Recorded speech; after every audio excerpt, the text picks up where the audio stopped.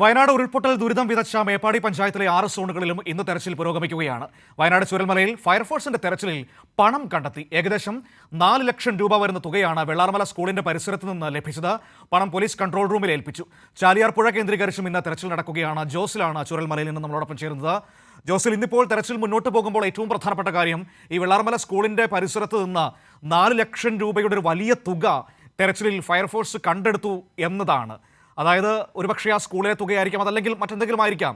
അത് കണ്ടെത്താൻ കഴിഞ്ഞു എന്നത് ഒരു പ്രധാനപ്പെട്ട കാര്യമാണ് ഇന്ന് സംഭവിച്ചത്. ഒപ്പം തന്നെ ഇന്ന് ഈ ദുരന്ത മേഖലകളിലെ തെരച്ചിൽ ഏത് രീതിയിലാണ് മുന്നോട്ട് പോകുന്നത്?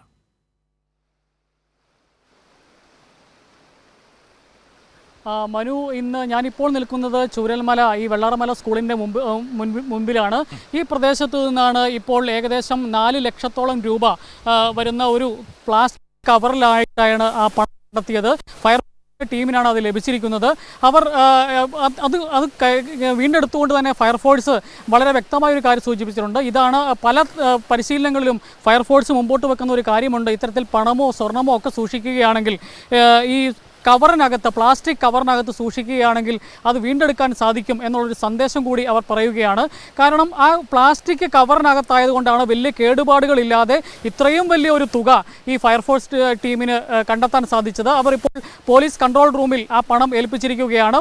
പ്രധാനമായും ഫയർഫോഴ്സിൻ്റെയും അതുപോലെ തന്നെ NDRFിൻ്റെയും ഒക്കെ നേതൃത്വത്തിലാണ് ഇന്നും ഈ മേഖലയിൽ തെരച്ചിൽ നടത്തിക്കൊണ്ടിരിക്കുന്നത്. ഈ തെരച്ചിൽ പ്രധാനമായും ഈ മേഖലയിൽ കഴിഞ്ഞ കുറേ ദിവസങ്ങളായി വന്ന് കാണുമ്പോൾ മനസ്സിലാക്കുന്ന ഒരു കാര്യം, ജനങ്ങളും സർക്കാർ അതിജീവനം എന്ന ഒരു മുദ്രാവാക്യവുമായി മുമ്പോട്ട് പോകുമ്പോൾ ആ അതിജീവനത്തോട് കൂടുതൽ സഹകരിച്ചുകൊണ്ട് ഈ ഉദ്യോഗസ്ഥരുടെ തെരച്ചിൽ, ഉദ്യോഗസ്ഥ സംഘത്തിൻ്റെ അതുപോലെ തന്നെ സന്നദ്ധ പ്രവർത്തകരുടെ തെരച്ചിൽ ഒരു വശത്തുകൂടി നടക്കുമ്പോൾ തന്നെ ഈ പ്രദേശത്തേക്ക്, ഈ ദുരന്ത പ്രദേശത്തേക്ക് ഈ അതിജീവിതർ എത്താതെ അവരുടേതായ കാര്യങ്ങളിൽ ഊന്നി മുമ്പോട്ട് പോകുന്ന ഒരു അവസ്ഥയുണ്ട്. ഇപ്പോൾ സർക്കാർ തന്നെ പറഞ്ഞു, നിങ്ങൾ തന്നെ ഈ വാടക വീട് കണ്ടെത്തുകയാണെങ്കിൽ ആ വാടക വീടിന് 6000 രൂപ വെച്ച് മാസം കൊടുക്കാം എന്നുള്ള രീതിയിലേക്ക് ഈ അതിജീവിതരോട് പറഞ്ഞിട്ടുണ്ട്. അത് വളരെ സ്വാഗതാർഹമായ ഒരു കാര്യമാണെന്ന് അതിജീവിതർ തന്നെ പറയുന്നുണ്ട്. പക്ഷേ ഇന്ന് ചില ആളുകൾ മുമ്പോട്ട് വെക്കുന്ന കാര്യം, ഇത്തരത്തിൽ 6000 രൂപ വെച്ച് കൊടുക്കാമെന്ന് പറയുമ്പോൾ തന്നെ ഈ പ്രദേശത്ത് പ്രധാനമായും ഈ 5 പഞ്ചായത്തുകളിലും കൽപ്പറ്റ മുനിസിപ്പാലിറ്റിയിലുമാണ് ഈ വാടക വീടുകളും അതുപോലെ തന്നെ പുനരധിവാസവും സർക്കാർ പരിഗണിക്കുന്നത്. ആ പ്രദേശങ്ങളിലൊക്കെ ഈ വാടക വീടിന് വേണ്ടിയിട്ട് ഈ ആളുകൾ സമീപിക്കുമ്പോൾ നേരത്തെ ഉണ്ടായിരുന്നതിലും 2-3 ഇരട്ടി വാടക ചോദിക്കുന്നു എന്നുള്ള ഒരു പരാതി ഇപ്പോൾ ഉയരുന്നുണ്ട്. അത് സർക്കാർ തലത്തിൽ ഇടപെടേണ്ട ഒരു കാര്യമാണ്. ഇന്ന് നമ്മൾ 5 മണിക്ക് മന്ത്രിതല ഉപസമിതിയുടെ പത്രസമ്മേളനത്തിൽ ഈ കാര്യം ഉന്നയിക്കാമെന്ന് തന്നെയാണ് കരുതുന്നത്.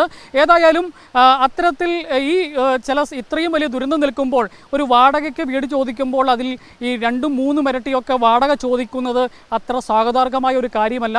എങ്കിലും ആളുകൾ സർക്കാർ പറഞ്ഞതനുസരിച്ച് വാടക വീടുകൾ തിരയുന്നു.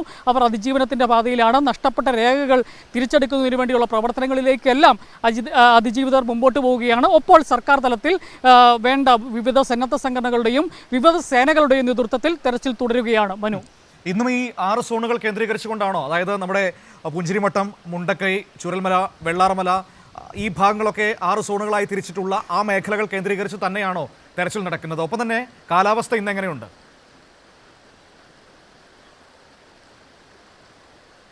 കാലാവസ്ഥ ഇപ്പോൾ ഇവിടെ തെളിഞ്ഞ കാലാവസ്ഥയാണ്. നിലവിൽ രാവിലെ ചെറിയ മഴയുണ്ടായിരുന്നു. ഇപ്പോൾ കാലാവസ്ഥ മാറി നിൽക്കുന്ന ഒരു മഴയൊക്കെ മാറി വളരെ തെളിഞ്ഞ ഒരു കാലാവസ്ഥയാണ്. ഇന്നലെയും ഉച്ചയ്ക്ക് ശേഷമാണ് ഇവിടെ കനത്ത കഴിഞ്ഞ 2 ദിവസം ചോദിച്ചത്. ഇന്ന് അവിടെ ശക്തമായ മഴയുടെ മുന്നറിയിപ്പുണ്ട്.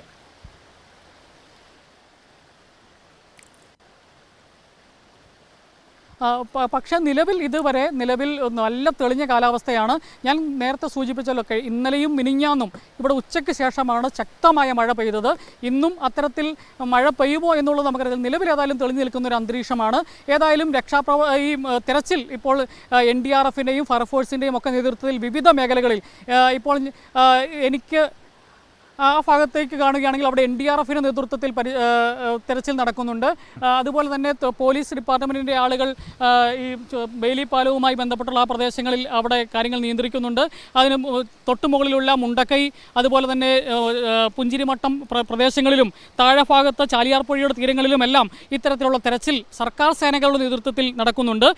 ചെറിയ രീതിയിൽ നാട്ടുകാരും ഇതിനോടൊക്കെ സഹകരിക്കുന്നുണ്ട്. പക്ഷേ പ്രധാനമായും ഈ പ്രദേശത്തേക്ക് ആളുകൾ വരുന്നത് ഈ വന്നു നിന്ന് വല്ലാത്ത നെടുവീർപ്പോടുകൂടി ഈ കാഴ്ചകൾ കണ്ടിട്ട് തിരിച്ചു പോകുകയും അവരുടേതായ അതിജീവനത്തിലേക്ക് ഇന്നലെ നമ്മളോട് പങ്കുവച്ച അവരുടെ ദുഃഖങ്ങൾ പങ്കുവച്ച ആളുകളെല്ലാം പറഞ്ഞത് എന്ത് ചെയ്യാം എന്നുള്ളൊരു നെടുവീർപ്പോടുകൂടി വളരെ കുറച്ച് വാക്കുകളിൽ മാത്രം സംസാരിച്ച് ഈ പ്രദേശം എന്ന് പറയുന്നത് ഇവിടെ 5 സെൻറ്റിലും 10 സെൻറ്റിലുമായി നൂറുകണക്കിന് കുടുംബങ്ങളുണ്ടായിരുന്ന പ്രദേശമാണ് ഞാൻ ഇപ്പോൾ ഇവിടെ നിൽക്കുന്ന പ്രദേശമടക്കം.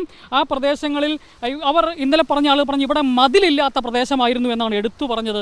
ഈ 5 സെൻറ്റിലും 10 സെൻറ്റിലുമൊക്കെ മതിലില്ലാതെ സഹോദരങ്ങളെ പോലെ കഴിഞ്ഞിരുന്ന ഒരു പ്രദേശം, ജാതി മത വ്യത്യാസമില്ലാതെ. ഇപ്പോൾ നമുക്കറിയാം ഇവിടെ കാണുന്നത് സ്കൂളാണെങ്കിൽ അതിന് തൊട്ടടുത്ത് തന്നെയാണ് CPMൻ്റെ പാർട്ടി ഓഫീസ്, അതിൻ്റെ തൊട്ടപ്പുറത്ത് തന്നെ മസ്ജിദ്, അതിന് തൊട്ടടുത്ത് പൂർണ്ണമായി തകർന്നു പോയ അമ്പലം. അങ്ങനെ ഒരു ചുറ്റുവട്ടത്തിൽ തന്നെ ജാതി മത വ്യത്യാസമില്ലാതെ ആളുകൾ സന്തോഷത്തോടും സമാധാനത്തോടും കൂടി ജീവിച്ചിരുന്ന ഒരു പ്രദേശത്തെയാണ് ഒരു രാത്രിയിൽ ഈ കുത്തൊലിച്ചു വന്ന മലവെള്ളപ്പാച്ചിൽ എടുത്തുപോയത്. ഇപ്പോൾ നമുക്കറിയാം, ഞാനിവിടെ ഈ ചവിട്ടി നിൽക്കുന്ന ഈ പ്രദേശത്തൊക്കെ നിൽക്കുകയാണെങ്കിൽ ഈ കബറടങ്ങൾക്ക് മുകളിൽ നിൽക്കാൻ പാടില്ല എന്നുള്ളതാണ് വിശ്വാസമെങ്കിൽ ഈ മനസ്സുറപ്പിച്ച് ചൂടുറപ്പിച്ച് ഒരു സ്ഥലത്ത് പോലും നമുക്ക് നിൽക്കാൻ പറ്റില്ല എന്നുള്ളതാണ് യാഥാർത്ഥ്യം. കാരണം ഇനിയും നൂറുകണക്കിന് ആളുകളെ കണ്ടെത്താനുണ്ട് എന്നുള്ളതൊരു വസ്തുതയാണ്. പക്ഷേ അതിജീവനം എന്നുള്ള ഒരു ശക്തമായ ഒരു തീരുമാനത്തിലേക്ക് ആളുകളും സർക്കാരിൻ്റെ ആ തീരുമാനത്തോട് ഈ അതിജീവിതരും ചേർന്ന് മുമ്പോട്ട് പോകുന്നു എന്നാണ് അതുമായി ബന്ധപ്പെട്ട്. ശരി, ജോസിലാണ് ഈ വിവരങ്ങൾ നമുക്ക് നൽകിയത് ചൂരൽമലയിൽ നിന്ന്. പ്രധാനപ്പെട്ട കാര്യം ഒന്ന്, ഇന്ന് തെരച്ചിൽ മുന്നോട്ട് പോകുന്നു. മറ്റൊന്ന്, തെരച്ചിലിനിടയിൽ 4 ലക്ഷം രൂപ ആ സ്കൂളിൻ്റെ പരിസരത്ത് നിന്ന് കണ്ടെത്തിയിരിക്കുകയാണ്. ഒരു കവറിനകത്ത് ആക്കി പാക്ക് ചെയ്യുന്ന നിലയിലാണ് പൈസ കണ്ടെത്തിയത്. അതിന് നാശമൊന്നും സംഭവിച്ചിട്ടില്ല. അത് പോലീസ് കൺട്രോൾ റൂമിൽ ഫയർഫോഴ്സ് ഏൽപ്പിക്കുകയും ചെയ്തിട്ടുണ്ട്. മറ്റൊന്ന്, ജനകീയ തെരച്ചിലടക്കം. അതായത് ജനകീയ തെരച്ചിൽ എന്ന് പറയുമ്പോൾ ഇന്ന് അധികം ആളുകൾ പുറത്തു നിന്നില്ല. കാരണം വലിയ ബുദ്ധിമുട്ടാണ് അവർക്ക് ആ പ്രദേശത്ത് വന്ന് നിൽക്കുമ്പോൾ, ആ സ്ഥലം കാണുമ്പോൾ. ഒരിക്കൽ ജീവിച്ച ആ പ്രദേശം ഇങ്ങനെ തകർന്ന് കിടക്കുന്നത് കാണുമ്പോൾ സ്വാഭാവികമായി അവർക്ക് വലിയ ബുദ്ധിമുട്ടുണ്ടാകുന്നുണ്ട്. അതുകൊണ്ട് തന്നെ ആദ്യം 1-2 ദിവസത്തിനപ്പുറത്തേക്ക് പിന്നീട് അധികം ആളുകൾ വന്നില്ല എന്നതാണ് യാഥാർത്ഥ്യം. പക്ഷേ എങ്കിൽ പോലും അവിടെയുള്ള മനുഷ്യരുടെ ആവശ്യപ്രകാരം തന്നെയായിരുന്നു ജനകീയ തെരച്ചിൽ മുന്നോട്ട് വെച്ചത്. കാരണം അവർക്ക് ആ പ്രദേശത്തെക്കുറിച്ച് അറിയാം. അപ്പോൾ അവരുടെ ആ അറിവ് ഉപയോഗപ്പെടുത്തി മുന്നോട്ട് കൊണ്ടുപോകാനായിരുന്നു. അതിനോട് അവർ സഹകരിക്കുകയും ചെയ്തു. മറ്റൊന്ന്, പുനരധിവാസമാണ്. അതിനുള്ള നടപടികൾ കൊണ്ടുപോകുന്നു. പക്ഷേ അതിനിടയിലും ലാഭം കാണുന്ന ചിലരെക്കുറിച്ച് ജോസിൽ പറയുകയുണ്ടായി. കാരണം വാടക വീട് അന്വേഷിച്ച് ചെല്ലുമ്പോൾ ക്ഷമിക്കണം, വലിയ തുകയൊക്കെ സെക്യൂരിറ്റി ചോദിക്കുന്ന മനുഷ്യർ ഈ ദുരന്ത ഭൂമിയിലും കാണാൻ കഴിഞ്ഞു എന്ന് പറയുമ്പോൾ എത്രമാത്രം സങ്കടകരമാണത്. നമ്മുടെ സഹോദരങ്ങൾ ഇങ്ങനെ എല്ലാം നഷ്ടപ്പെട്ടു പോകുമ്പോൾ അതിനിടയിലും ലാഭം കാണാൻ നിന്നാൽ എങ്ങനെ മുന്നോട്ട് പോകാൻ പറ്റും? പക്ഷേ സർക്കാർ അത് പരിഹരിക്കുമെന്ന് തന്നെയാണ് എൻ്റെ വിശ്വാസം. ജോസിൽ അത് ഇന്ന് വൈകുന്നേരം മന്ത്രിമാരുടെ വാർത്താ സമ്മേളനത്തിൽ ഉന്നയിക്കുമെന്നും പറയുകയും ചെയ്തിട്ടുണ്ട്.